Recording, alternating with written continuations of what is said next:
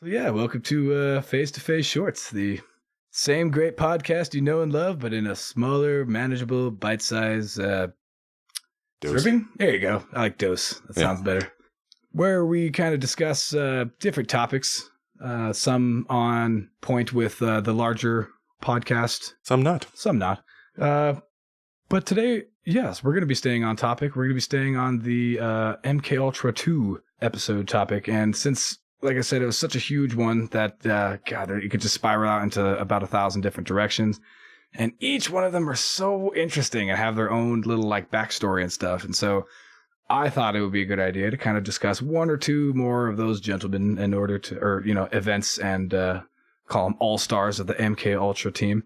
First guy we're going to be discussing is a guy by the name of Dr. Henry Murray. Seemingly innocuous name, but evil scumbag nonetheless. Former OSS officer in World War II, and then chief researcher at Harvard in 1947.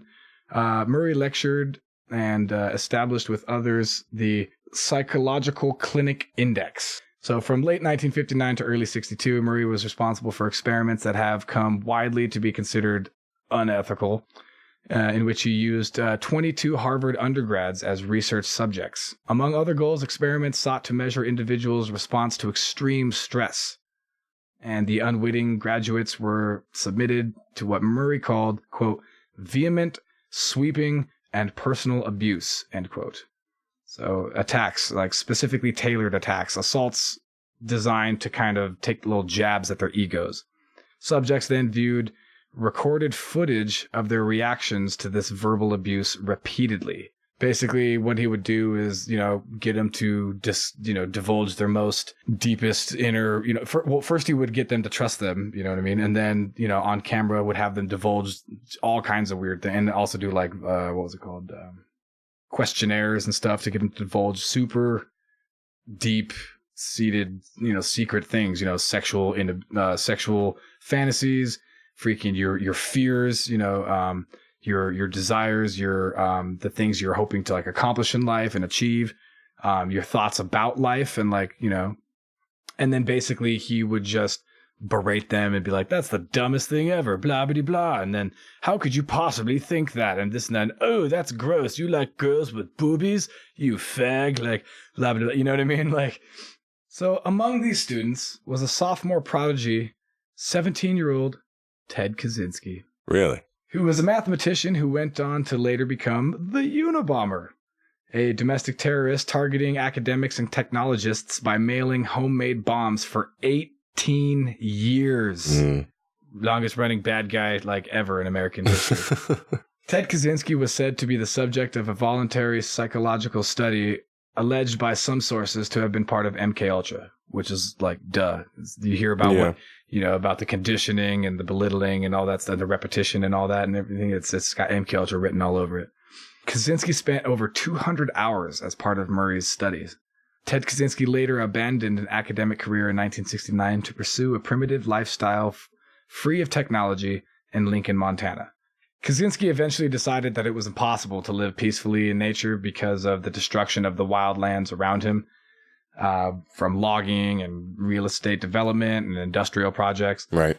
So in response, he began performing acts of sabotage against, you know, nearby developments in 1975, and kind of dedicated himself now to reading about sociology and political philosophy. So he's up in the woods by himself, trying to get to one with nature, but he kind of can't really achieve that goal because of the encroaching technology around him. All those damn bulldozers going off at all hours of the day. Huh. I don't know, I kind of sympathize with this guy. I mean, I don't know if I'd go so far as bombing people, but, you know. Yeah, no, it's one of those things where you kind of completely understand why he's doing it. You're just like, dude, this is not the right way. It's like Thanos. Yeah, exactly. Well, you come to find out way later why he was doing all of this and why, you know, why he thought that violence was basically worth it to get his message out, that, you know, for the greater good. Kaczynski's anti-technological fixation and his critique itself had some roots in the Harvard curriculum, which emphasized the supposed objectivity of science compared with the subjectivity of ethics. Yeah. So before his arrest, he demanded that the Washington Post and the New York Times publish a 35,000-word manifesto called Industrial Society and Its Future, a document that expresses his philosophy of science and culture. And I highly recommend people read it because it's super prevalent and very prophetic. And I know it's said 35,000-word manifesto, but it's it's actually, no, believe it or not, dude, you could read it in like a couple of hours. It's really not as big, and I can't read. So if I can read it in like an hour or whatever, you could probably read it in like 20 minutes, average person. Kaczynski believes that the Industrial Revolution was like the mistake. That's where the timeline split. Yeah, the font of human enslavement, basically. He said, quote, "The system does not and cannot exist to satisfy human needs. Instead, it is human behavior that has to be modified to fit its needs of the system," end quote. Interesting. So the only way out, he figured, was to destroy the fruits of industrialization and to promote a return to what he called wild nature, in spite of the potentially negative consequences. That's interesting because it's kind of like, that makes me think of that thing you said in the moon landing episode where once technology is created, like you can't uncreate it. Yeah, like, you can't not make technology anymore. Yeah, it's going to come back. I mean, yeah, so you blow up this factory. Right. And so they're just going to make another factory. Yeah, right. And which is hilarious because this is a guy who just sat out there, super smart guy. Like I said, it's a PhD at like or went into Harvard at like 19, sitting around in the woods all day thinking about how the Industrial Revolution has screwed up human beings, at least in the disassociation with nature and the separation from it. Just wait till the computer revolution, dog. Yeah, no kidding. But there's this guy who's like sitting back thinking about all that, and he thinks that the only safe way to save humanity, at least the good parts of humanity, without having us all like, merge with machines and technology and then just become whatever is not human, we lose our humanity. Basically, he's saying, hey, we have to do something that's like impossible. We all collectively need to agree to stop using this thing that's basically like crack. Like, you know what I mean? We all have to agree not to smoke crack anymore. And we're all just a bunch of fucking drug addicts. Because, like you said, technology, you can't really give it up. And you can't like oppress people to give it up. You can't force them to do it because that's going to inherently create. Yeah. Exactly. And he goes over all this shit in the I don't even like calling it a manifesto. He likes, because it's just because he doesn't say like, I'm going to do all these things unless unless we reach this goal. But he's just like, look, this is like a guideline that I highly recommend people should at least think about, let alone live by.